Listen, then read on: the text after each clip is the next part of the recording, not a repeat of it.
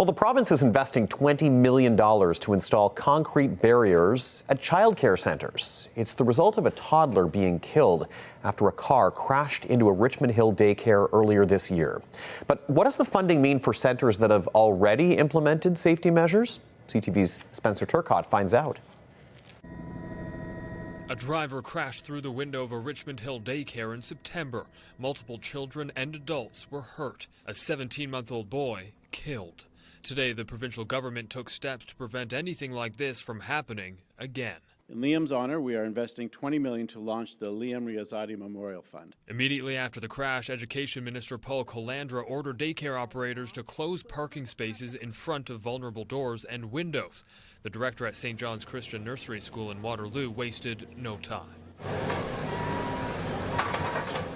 Our playground is very vulnerable, being in the middle of a parking lot. The program announced today will have childcare centres apply in the new year to get access to temporary concrete barriers from a pre-approved vendor. Community-based childcare operators will be able to access a simple application process that will make it easy for them to arrange the delivery and installation of the barriers that will be supplied free of charge. But what about daycare operators like St. John's Nursery School who installed barriers right away?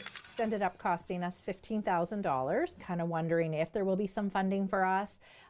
Is the barrier that we put in, is that okay? Is an allowable one? In a memo to daycare operators from the province obtained by CTV News, it seems like they may be out of luck, at least for now.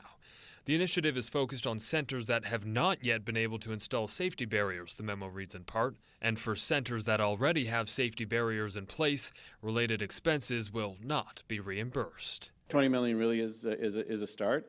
We wanted to be able to get out there and look at those locations that have the most pressing needs. This has been portrayed as a temporary fix. The government is open to adding more funding while they look at other options that may be more permanent, like bollards. But at St. John's Nursery School, the concrete slabs seem to be working. We actually have had a few cars actually hit.